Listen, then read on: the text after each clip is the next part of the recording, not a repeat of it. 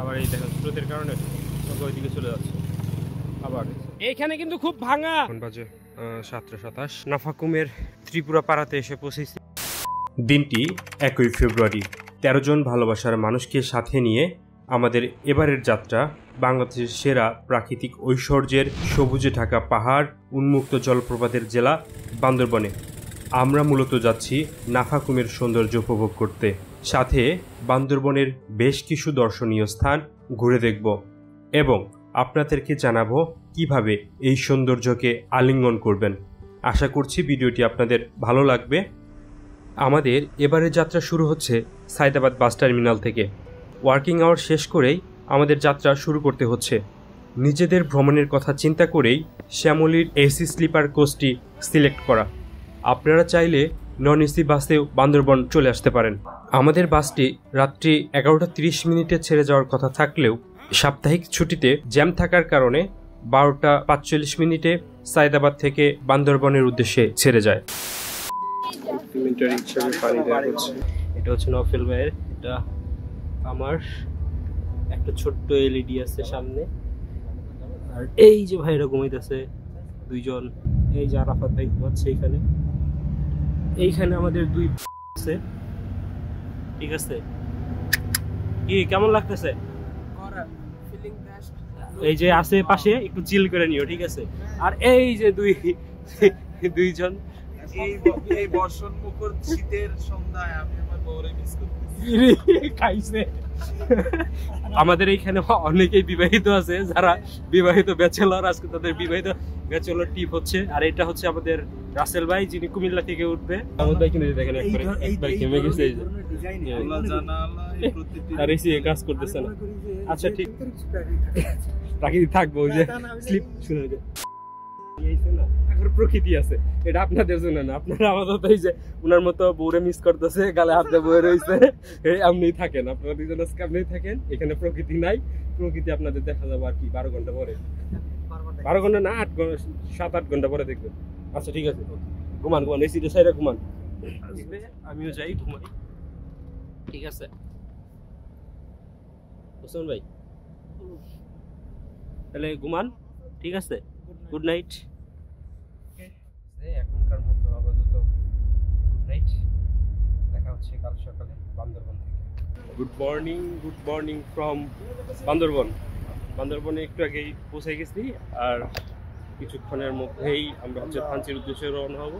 এখন নাস্তা করবো কলাপাতা রেস্টুরেন্টে, ওই ঠিক ওই দিকে। এই হচ্ছে মোরাল স্টোরি। অবস্থা খুব খারাপ, রাত্রে খুব প্রচন্ড ঘুমাইছি, ঠিক আছে? আর এই নামার পরে এরকম ভিউ দেখতে তো খুব ভালো লাগে। বান্দরবন শহর থেকে থানচির উদ্দেশ্যে রওনা দিয়ে দিয়েছি। আর এই সুন্দর মনোরম প্রকৃতিকে উপভোগ করতেছি। যদিও বা ওয়েদারটা আজকে একটু মেঘলা, বৃষ্টি হচ্ছে, কিছু করার নাই, ভাগ্যে এতটুকু ছিল। দেখা হচ্ছে থানচি গিয়ে সেই পর্যন্ত রাস্তার প্রকৃতিটা উপভোগ করতে থাকেন। শোনো তুমি মন দিয়ে কোকিলের সুর, শুনতে লাগছে দেখো কত না মধুর, মিষ্টি মিষ্টি ওই দোয়েলের গান, রয়েছে তাতে কি সুধায় অপুরাণ। শোনো তুমি মন দিয়ে কোকিলের সুর, শুনতে লাগছে দেখো কত না মধুর, মিষ্টি মিষ্টি ওই দোয়েলের গান। আর এভাবে বৃষ্টি ভেজা স্নিগ্ধময় প্রকৃতির সাথে সুর মিলিয়ে আমরা পৌঁছে যাই ওয়াই জংশন চেকপয়েন্টে। সেখানে আমাদের জাতীয় পরিচয়পত্রের সকল ইনফরমেশন প্রদান করি, সাথে গাড়ির নাম্বার ও গাড়ির চালকের তথ্যাদি প্রদান করে একটি ট্র্যাকিং নাম্বার নেওয়া হয়। এর পরবর্তীতে বলিপাড়া 0 পয়েন্টে আমাদের পুনরায় আরেকবার চেক করা হবে। সেখানে আমাদের জাতীয় পরিচয়পত্র সহ আমাদের পরিবারের ইনফরমেশন দিয়ে আমাদেরকে থানচির উদ্দেশ্যে রওনা হতে হবে।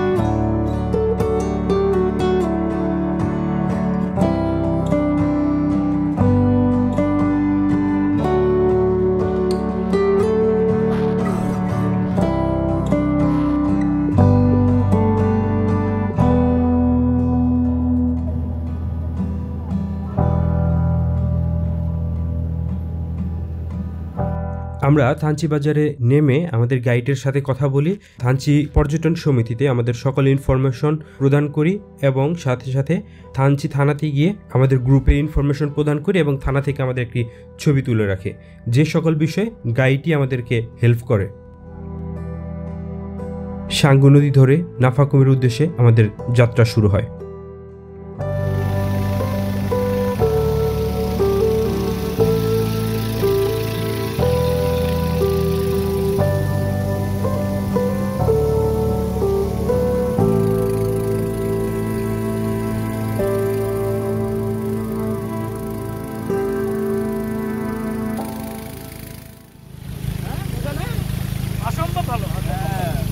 থাকেন আমাদের দুপুরের খাবারটা খাই নাই, অলরেডি হচ্ছে আমাদের নৌকা ছেড়ে দিছে। খাবার খাচ্ছি, গরুর মাংস আর ভাত।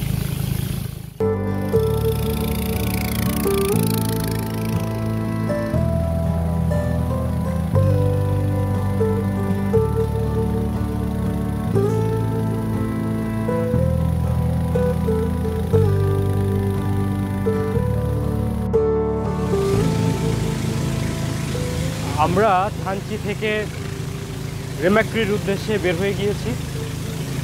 আমাদের একটু লেট হয়ে গেছে যাত্রার কারণে, অনেক প্রসিডিউর থাকে, পারমিশন নেওয়ার বিষয়, সেগুলা কভার করতে করতে বের হয়ে গেছি। আমরা তো নৌকাতে উঠেই হচ্ছে দুপুরের খাবারটা খেয়ে নিলাম। আসলে থানচি থেকে নৌকায় করে রেমাক্রির উদ্দেশ্যে যাওয়া, এটার যে কি অসাধারণ একটা অনুভূতি বলে বোঝানো যাবে না আর কি। মাত্রই হচ্ছে দেখেন এই যে চারপাশের কি পরিবেশ, নিস্তব্ধ পরিবেশ।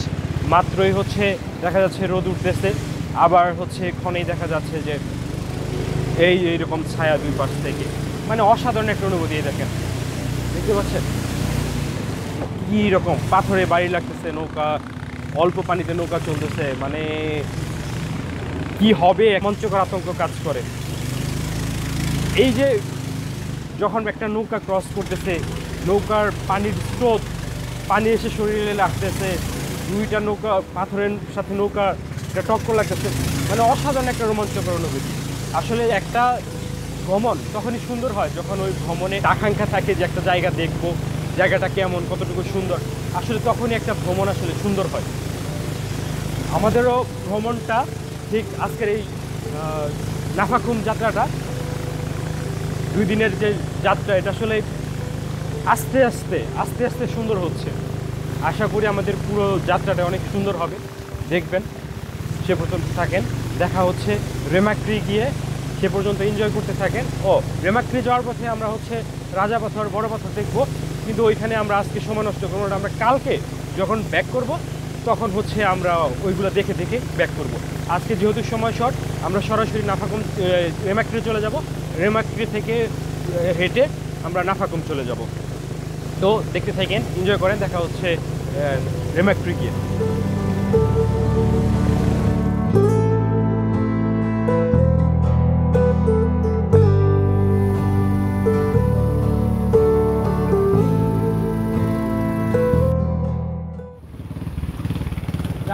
যাবে আমাদের নৌকা হচ্ছে এটকে গেছে, আর একটা সামনে নৌকা থাকার কারণে স্রোত ঘুরে গেছে, আর নৌকাটা ওইদিকে আটকে গেছিল।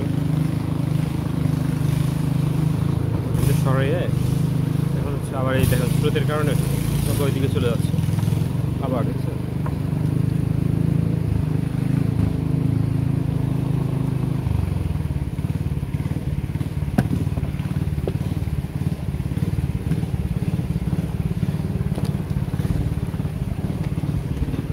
পিছিয়ে দিচ্ছি।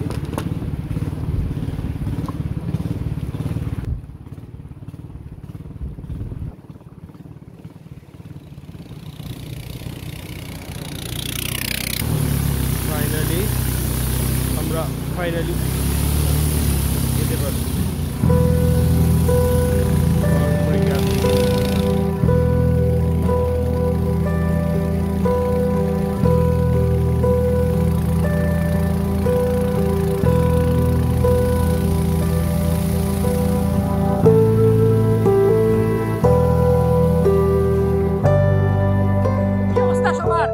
কেমন ফিল করতেছেন সবাই? হ্যাঁ? আমাদের এখন হচ্ছে 10 মিনিট ট্রেল করতে হবো, কিছু করার নাই, নদীর স্রোত সেই মজা না, সেই না হ্যাঁ। স্যার আর কয় ঘন্টা দৌড়াবেন? 10 ঘন্টা কোনো সমস্যা নাই। স্যারে হচ্ছে আমাদের থানচিতে যাই কইতেছে আমার জন্য একটা রুম দাও, আমি থানচিতে থাইকা যাই, আর এখন ধর 10 ঘন্টা এনার্জি পেয়ে গেছে। আরে ভাই আমরা রেমাক্রি থেকে নেমে নাফাকুমের দিকে ট্রেল করতেছি। আমাদের 2 ঘন্টা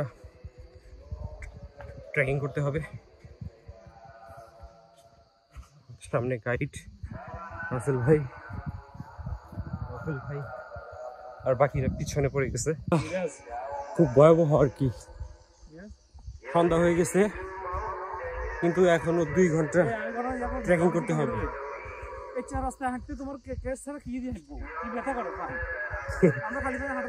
আমরা হচ্ছে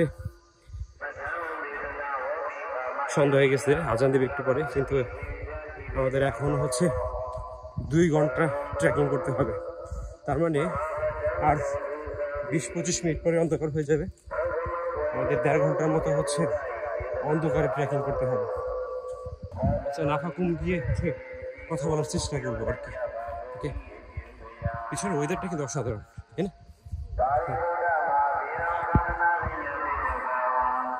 ওকে, বাকিরা আসতেছে।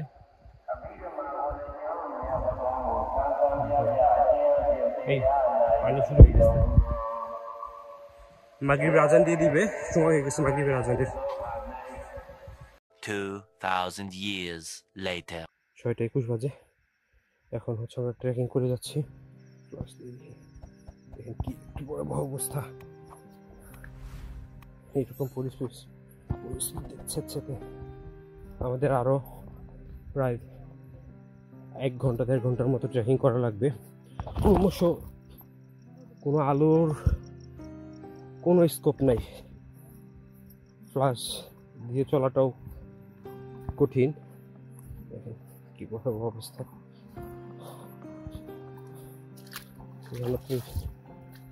আমাদের 3-4 জন, আর বাকিরা ওই পিছনে দেখতে পাচ্ছেন কিনা, এই যে ফ্ল্যাশ ধরে আসতেছে, ওইখানে আছে আমাদের 8 জন।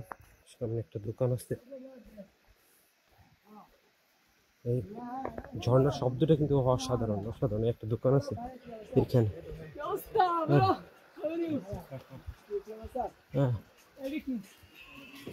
কি দাদা, কেমন চলতেছে?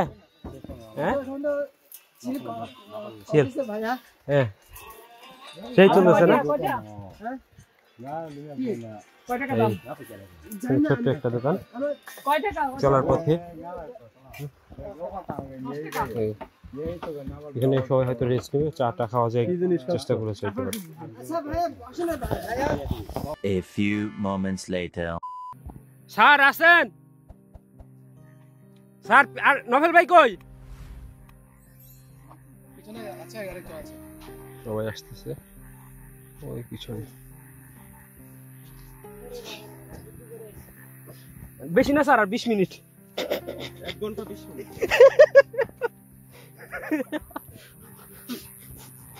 সবাই বুঝে ফেলছে।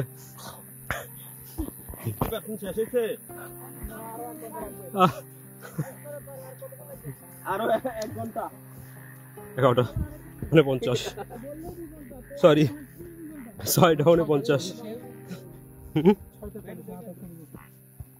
6টা কত? স্যার মাত্র 1 ঘন্টা হাঁটছেন, এত হতাশার কিছু নাই। হ্যাঁ, 1 ঘন্টা 9 মিনিট। 1 ঘন্টা 9 মিনিট। নদীর পুরাটা হেঁটে পার হইতে হইতেছে পানির মাঝখান দিয়ে। ভাঙা আছে, কিন্তু ভাঙা আছে। আর এই যে সামনে হচ্ছে চিকন জায়গা, পানির ভিতরে। লাইট ধরে ধরে আসেন, লাইটটা একটু ভালোভাবে দেন, দেখা যাবো ক্লিয়ারলি। নিচা করে লাইট নিচা করে ধরেন। এই লাইট ধরতেছি, দাঁড়ান। এই তুমি ওইদিকে যাও না, আসতে পারবো না আবার।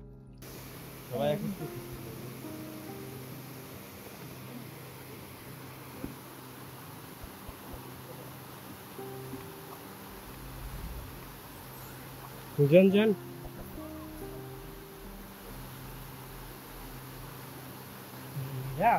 অন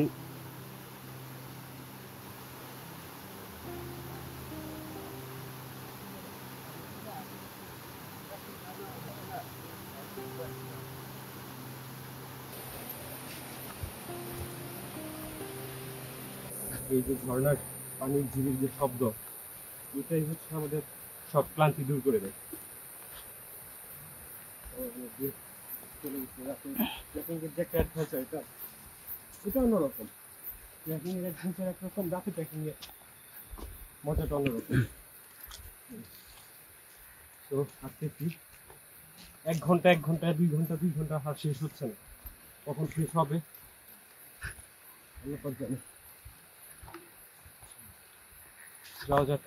হাঁটার পথে একটা দোকান পেলাম, আর এখন বাজে 7:27। হাঁটার পথে একটু বিশ্রাম নিয়ে নিলাম। এখানে কলা, বিস্কিট, চা খাওয়া হচ্ছে।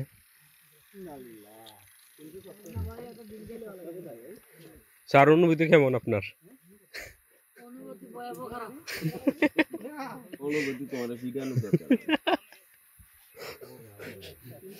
আরফাত ভাই, আরো যে 1 ঘন্টা হাঁটতে হবো, এনার্জি আছে? পারবেন? আপনি কি পারবেন? ভাই এখন পড়াই লাগবে, কি করবো আর। ওসমান ভাই, আপনি কি পারবেন? আচ্ছা ঠিক আছে, এখন আমাদেরকে আর আধা ঘন্টা মিনিমাম হাঁটতে হবে। এখন বাজে 7টা। ঝর্ণার শব্দে বলে দিতেছে আমরা মনে হয় চলে আসছি। উপরে কটেজ গুলো দেখা যাচ্ছে। নাফাকুমের ত্রিপুরা পাড়াতে এসে পৌঁছেছি। স্যার এখন কি আশ্বস্ত হয়েছেন নাকি মানুষজন আছে? না তা তো বুঝতে পারতেছি না এখনো খানা দানার কি অবস্থা। চিকেনটা জবা দেওয়া পর্যন্ত আমরা শান্তিতে নাই, কারণ হলো আগে যে জবা করে রাখে ওটা খাওয়া তার ঠিক হবে না মনে করতেছি। আল্লাহ নাম খাই ফেলতে হবে কিছু করার নেই। জবা করে দিও। এই আগে পরিষ্কার দেখে দাও, জুতা টুতা দেখে দাও। হ্যাঁ হ্যাঁ, না না, এখান থেকে আশা করি সকালে ভালো একটা ভিউ পাওয়া যাবে। এই আমাদের নাফাকুমে এসে জুম করে বসে মুভি পার্টি হচ্ছে।